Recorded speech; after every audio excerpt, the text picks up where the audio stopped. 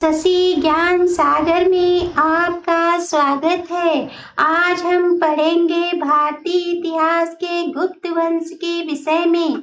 गुप्त वंश में हम पढ़ेंगे समुद्रगुप्त की उपलब्धियां व सफलताओं के विषय में पढ़ेंगे और यूपीएसएससी पेट के सिलेबस के विषय में जानेंगे। और आपसे कहना है कि प्लीज हमारे चैनल को लाइक, शेयर, कमेंट और सब्सक्राइब अवश्य कर दिया करें। चलिए हम यूपीएसएससी पेट के 2023 का सिलेबस देख लेते हैं। ये हिस्ट्री का सिलेबस है।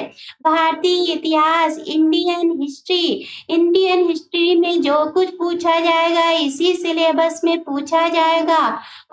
चलिए जानते हैं। पहला लेसन है सिंधु घाटी की सभ्यता। सिंधु घाटी की सभ्यता की पूरी जानकारी आपको होना चाहिए। वैदिक संस्कृति में चारों वेदों का ज्ञान होना चाहिए। बौद्ध धर्म, गौतम बुद्ध जीवनी एवं शिक्षाएं, गौतम बुद्ध की जीवनी के विषय में और उनकी शिक्षाएं के विषय में ज्ञान होना आवश्यक है। जैन धर्म, महावीर जीवनी एवं शिक्षाएं, इनकी भी देख लेना।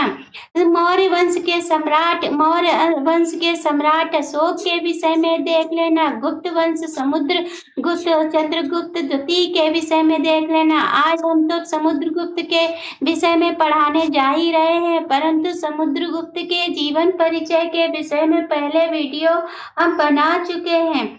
हर्षवर्धन के विषय में, राजपूत काल के विषय में, सल्तनत काल के विषय में, मुगल साम्राज्य, पूरा मुगल साम्राज्य आएगा पूछने के लिए इसमें जो है सिलेबस में।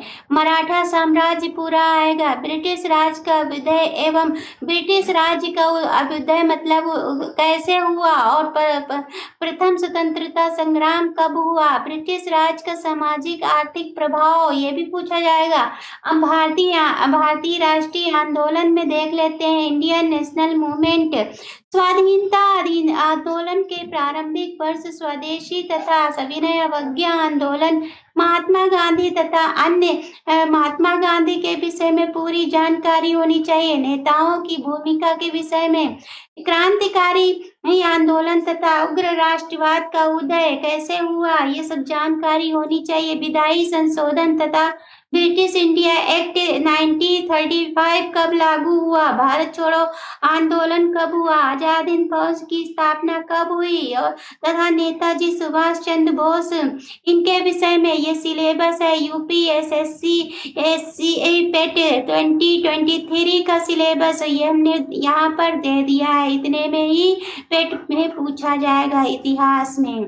समुद्रगुप्त की उपलब्धियां या विजय या सफलता। समुद्रगुप्त गुप्त सम्राट प्रथम और कुमार देवी का पुत्र था। किसका पुत्र था? कुमार देवी का पुत्र था। इनके पिता कौन थे? पिता चंद्रगुप्त प्रथम थे। इनका पुत्र कौन था? चंद्रगुप्त द्वितीय था। समुद्रगुप्त ने वीरता और रण कौशलता से साम्राज्य की सीमाएं उत्तर पश्चिम की सीमांत सीमांत जो है राज्यों से दक्षिण और पूर्व पश्चिम की समुद्रों तक फैलाई। समुद्रगुप्त एक महान विजेता था। इतिहासकार स्मिथ ने समुद्रगुप्त को भारतीय नेपोलियन कहा है। यह जरूर पूछा जाता है, भारतीय नेपोलियन किसको कहा जाता है? भारतीय नेपोलियन जो है समुद्रगुप्त को कहा जाता है। और समुद्रगुप्त को भारतीय नेपोलियन किसने कहा था? बीएस स्मिथ ने कहा था। इनको उपाधि मिली थी ये। और नंबर 1 देख लेते हैं। आर्यवर्त किसको बोलते थे? भारत को बोलते थे, उत्तरी भारत को। प्रथम अभियान, समुद्रगुप्त ने सर्वप्रथम आर्यवर्त उत्तर भारत के 9 राज्यों को पराजित किया। कितने राज्यों को? उत्तर भारत में कितने राज्यों को पराजित किया? 9 राज्यों को पराजित किया। उत्तर भारत को क्या कहते थे? आर्यवर्त कहते थे। आर्यवर्त अर्थात विंध्य तथा हिमाचल के बीच की भूमि, जो विंध्य और हिमाचल के बीच की भूमि थी उसको क्या कहते थे? आर्यवर्त। समुद्रगुप्त ने समस्त उत्तरी भारों के राजाओं की विजित करके एक छत्र राज्य की स्थापना की। इन पर विजय प्राप्त किया और अपना साम्राज्य पूर्व में स्थापित कर दिया। आर्यावर्त में समुद्रगुप्त के सैन्य अभियानों ने उसे संपूर्ण गंगा घाटी के साथ साथ चमनवती नदी, चमनवती क्या थी? एक नदी थी के पूर्व से लेकर दक्षिण में एरण तक फैला हुआ था। एरण एक क्या है? अभिलेख है जिसमें सती प्रथा का उल्लेख मिलता है। ये किसने किया, बनवाया था? इसे ये सम्राट अशोक ने विशाल क्षेत्र का स्वामी बना। कौन बना? ये समुद्रगुप्त बना। आठवीं राज्यों पर विजय। अब समुद्रगुप्त की आठवीं राज्यों पर विजय देख लेते हैं। समुद्रगुप्त ने उत्तरी भारत के राज्यों पर विजय प्राप्त करने के बाद विंध्य प्रदेश के आठवीं राज्यों पर विजय प्राप्त की। आठवीं राजाओं को परास्त कर उन्हें अपना परिचय दिया। समुद्रगुप्त ने इनको पराजित कर इन्हें अपने साम्राज्य में शामिल नहीं किया, बल्कि उन्हें अधीन राज्य बना लिया, मतलब अपने अधीन कर लिया। किसने? समुद्रगुप्त ने। आर्यावर्त गुप्त साम्राज्य का हृदय स्थल था। आर्यावर्त क्या था? गुप्त साम्राज्य का हृदय बोला जाता था इसको। किसको? अब आ जाए सवाल पूछने के लिए, गुप्त साम्राज्य का हृदय किसे को बोला जाता था?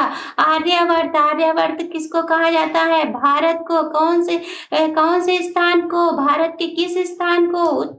उत्तर भारत के। इसे सुरक्षित बनाने के लिए समुद्रगुप्त क्या बना दिया था? समुद्रगुप्त को क्या कहा गया है? कवियों का कवि और राजाओं का राजा कहा गया है। क्या कहा गया है? समुद्रगुप्त को कवियों का कवि, राजाओं का राजा कहा गया है। तीसरा नंबर देखते हैं, दक्षिण के राज्य देख लेते हैं। दक्षिण के राज्य, इधर जितने राज्य पड़ते थे ये दक्षिण के राज्य कहलाए। दक्षिण के 12 राज्यों में समुद्रगुप्त ने विजय प्राप्त कर अपनी प्रभु सत्ता को स्वीकार करवाया। किसने? 12 राज्यों को जीता। दक्षिण के में उसने विजित राजाओं को विजित में जीतना को अपना बंदी बना लिया। जिन पर राजाओं से विजय प्राप्त की उनको सबको बंदी बना लिया और फिर उनके अनुग्रह करने पर उन्हें मुक्त भी कर दिया और मुक्त कर दिया। अब चौथा देख लेते हैं, पूर्वी सीमांत। ये पूर्वी इलाका देख लेते हैं। समुद्रगुप्त ने आसाम, ढाका, कामरूप और कर्तपुर के 5 राज्य जो साम्राज्य की पूर्वी सीमा पर थे, जो इधर पूर्वी सीमा पर थे, उन पर विजय प्राप्त की। पूर्वी सीमा पर कौन कौन राज्य थे? असम था, ढाका था, कामरूप और कर्तपुर था। यहाँ पर समुद्रगुप्त ने अपने सारा साम्राज्य फैला दिया। उन्हें भयभीत करके और कुछ को पराजित कर उन्हें अपने सामंत राज्य बनाए, मतलब अपना साम्राज्य बना लिया यहाँ पर, उनको भयभीत करके, जीत करके। अब 5वां गणराज्य। समुद्रगुप्त ने सर्वाधिक उदार और अच्छा व्यवहार 9 स्वशासित और स्वतंत्र गणराज्यों से किया। इन्हें समुद्रगुप्त ने अपना मित्र माना। 9 स्वशासित राज्य थे, उनको जो है अपना मित्र माना। इनमें मध्य प्रदेश, राजस्थान और पंजाब के गणराज्य प्रमुख थे। ये जो 3 राज्य थे ये प्रमुख थे, इनको अपना मित्र माना। इनमें मालवा, अर्जुनायन और अर्जुन आदि राज्य थे। 6वां देखते हैं, उत्तर पश्चिम सीमांत के राज्य। ये राज्य भारत की पश्चिमी सीमा पर थे। किधर थे? पश्चिमी सीमा पर। इधर बनाएंगे मैं तो इधर थे। इनमें कुछ समय यूनानी शासन रह चुका था तथा इस समय शाही कुषाणों और शकों के राज्य थे। समुद्रगुप्त ने इन राज्यों से आत्मसमर्पण करवाया, मतलब कुषाणों और शासकों के राज्य जीत लिए और उनसे आत्मसमर्पण करवाया।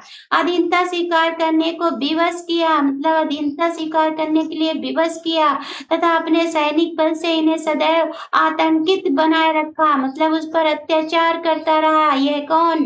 समुद्रगुप्त। तथा सीमांत बनाए रखा, मतलब अत्याचार करता रहा। सीमांत पर सदैव अपनी सेना, चौकसी और आक्रमण की तैयारी रखी। इस तरह से सीमांत राज्य दबे रहे और मित्रता प्रकट करते रहे।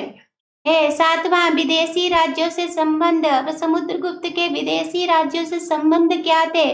भारत की सीमा के आसपास गुप्त साम्राज्य की सीमाओं से लगे कुछ विदेश राज्य थे। समुद्रगुप्त की भारतीय विजयों की कीर्ति विदेशी राज्यों तक फैल गई थी। विदेशी राज्य उससे मित्रता करने के लिए उत्सुक रहने लगे थे। समुद्रगुप्त कूटनीतिज्ञ था। वह अपने साम्राज्य की सीमाओं से परे राज्यों के साथ मैत्री करना चाहता था। उसने विदेशी शासकों से विविध शर्तों पर सेवा और सहयोग की संधियां की। समुद्रगुप्त ने श्रीलंका के राजा मेघवर्ण से सदैव घनिष्ठ मित्रता रखी तथा उसको सुरक्षा एवं मदद के आश्वासन दिए तथा बौद्ध गया में श्रीलंका को बौद्ध विहार बनवाने की अनुमति दी। 8वां, अश्वमेध यज्ञ।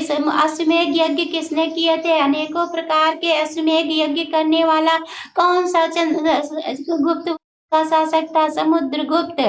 समुद्रगुप्त ने अपनी विजयों के बाद अश्वमेध यज्ञ किया, जिसका परिचय सिक्कों और उसके उत्तराधिकारियों के अभिलेख से मिलते हैं। समुद्रगुप्त की नेपोलियन से तुलना। स्मिथ महोदय ने समुद्रगुप्त के कार्यक्रम का मूल्यांकन करते हुए टिप्पणी की थी, समुद्रगुप्त भारत का नेपोलियन था, लेकिन यह टिप्पणी समुद्रगुप्त की नेपोलियन से तुलना के लिए नहीं की गई थी, बल्कि विश्व इतिहास में नेपोलियन की महानता को जिस तरह रेखांकित किया गया है।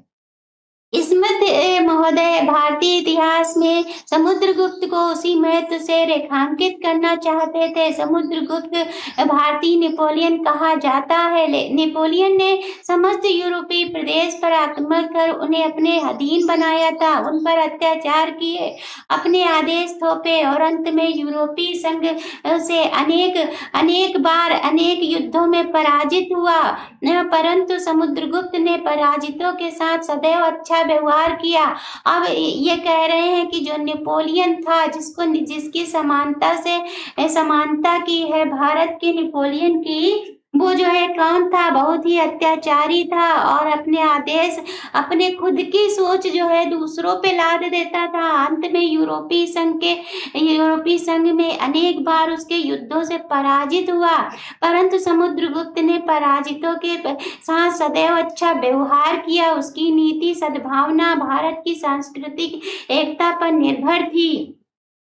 वह विदेशी शत्रुओं के प्रति अत्यधिक कठोर था तथा भारतीय और विदेशी मित्रों के लिए घनिष्ठ मित्र था। नेपोलियन में इन गुणों का पूर्णता अभाव था। समुद्रगुप्त जीवन में कभी पराजित नहीं हुआ। अब पूछा जाए ऐसा कौन सा शासक है जो गुप्त वंश का, ऐसा कौन सा शासक है जो कभी पराजित नहीं हुआ, तो वो कौन था?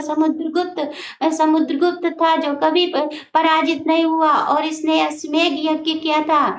और ना उसने नेपोलियन के समान उसने साम्राज्य का त्याग किया। कभी इसने जो अपने साम्राज्य का त्याग नहीं किया, न कभी शत्रुओं द्वारा अपमानित होकर समुद्रगुप्त कभी बंदी बनाया गया। इसको कभी भी कोई बंदी न बना सका। नेपोलियन के प्रति यूरोप घृणा करता था। जो नेपोलियन था वहाँ कहाँ का? यूरोप का। वहाँ यूरोप के लोग उससे नफरत करते थे, परंतु समुद्रगुप्त के साथ ऐसा नहीं था। फिर भी स्मिथ बी.एस. स्मिथ ने नेपोलियन की उपाधि दी, परंतु समुद्रगुप्त का प्रत्येक राज्य में आदर सम्मान था।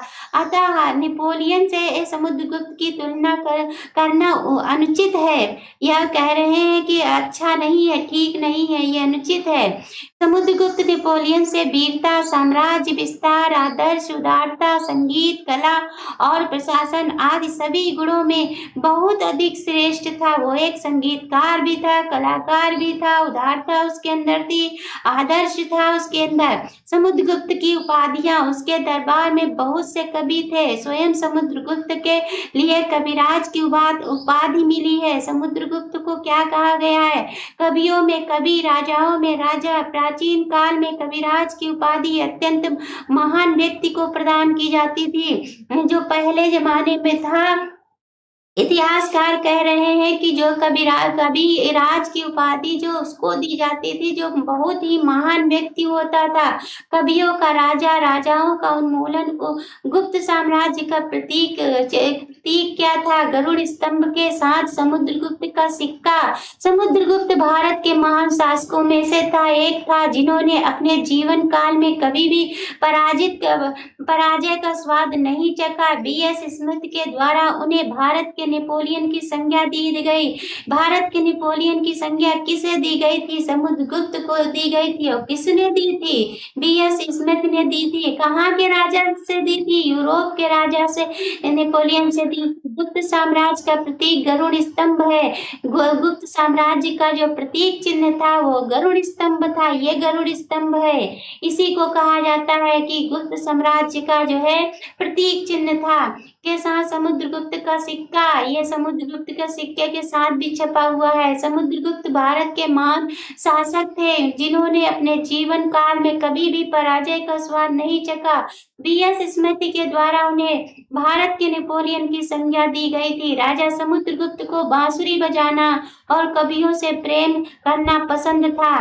वो खुद स्वयं बीड़ा बजाता था और बांसुरी भी बजाता था। उसने अपने सिक्कों में भी दर्शाया है, बीड़ा बजाते हुए उनको दर्शाया गया है। किसको? समुद्रगुप्त को। जिन्होंने समुद्रगुप्त ने न केवल स्वयं कई कविताएं लिखी, बल्कि कवियों को संरक्षण भी दिया, मतलब उनकी रक्षा सुरक्षा भी की। इसके कारण उन्हें कविराज या कवियों का राजा की उपाधि दी जाती है। किसको? समुद्रगुप्त को। पलक्कड़, कोट्टोरा और अमुक्ता के राजाओं द्वारा समुद्रगुप्त को हराया गया, पकड़ लिया गया और बाद में रिहा कर दिया गया। चंद्रगुप्त द्वितीय विक्रमादित्य, जिसे यह भी बहुत पूछा जाता है, यह विक्रमादित्य की उपाधि किसको दी गई थी? चंद्रगुप्त द्वितीय। किसके? समुद्रगुप्त के बेटे का नाम था चंद्रगुप्त द्वितीय, उसको दी गई थी। इनका कार्यकाल कितना था? 380 से 415 ईस्वी था। अभिलेखों के अनुसार समुद्रगुप्त का उत्तराधिकारी कौन था? चंद्रगुप्त द्वितीय को माना जाता है, परंतु कुछ साहित्य एवं सिक्कों पे पता चलता है कि उन दोनों के बीच संभवतः चंद्रगुप्त द्वितीय के बड़े भाई रामगुप्त का भी क्षणिक शासन था। इनका भी क्षणिक शासन रहा थोड़े दिन तक, लेकिन ज्यादा विजय प्राप्त की, जिसने ज्यादा उपाधियां प्राप्त की, उनका नाम अत्यधिक महत्वपूर्ण है। इतिहासकार स्मिथ ने समुद्रगुप्त को भारतीय नेपोलियन कहकर उनकी विजयों के सम्मान दिया। समुद्रगुप्त ने सर्वप्रथम आर्यावर्त, उत्तर भारत के 9 राज्यों को पराजित किया था। आर्यावर्त अथवा विंध्य तथा हिमाचल के बीच की भूमि समुद्रगुप्त ने समस्त उत्तरी भारो राजाओं को विजित करके एक छत्र राज्य की स्थापना की थी। इन सैन्य विजयों के बाद समुद्रगुप्त ने अश्वमेध यज्ञ किया था। अश्वमेध यज्ञ किसके बाद किया था? भारो राजाओं को हराकर किया था। उत्तरी भारत को, आर्यावर्त स्थान को हराकर जो है अश्वमेध यज्ञ किया। उन्होंने अश्वमेध यज्ञ के कथाकार के साथ सोने और चांदी के सिक्के जारी किए। उसी समय ये चांदी के सिक्के जारी करने वाले पहले गुप्त शासक थे। उन्होंने अपनी विजय की याद में विक्रमादित्य और सकारी की उपाधि धारण की। ये जो है किसने धारण की थी? चंद्रगुप्त द्वितीय ने। उज्जैन में उनका दरबार कालिदास और अमर सिंह सहित 9 रत्न के नाम से जाने लगा। 9 विद्वानों के द्वारा शोभित हुआ। इनका नाम, चंद्रगुप्त द्वितीय का नाम जो है 9 रत्नों में शामिल है। प्लीज हमारे चैनल को लाइक, शेयर, कमेंट और जो है सब्सक्राइब अवश्य कर दिया करें। धन्यवाद।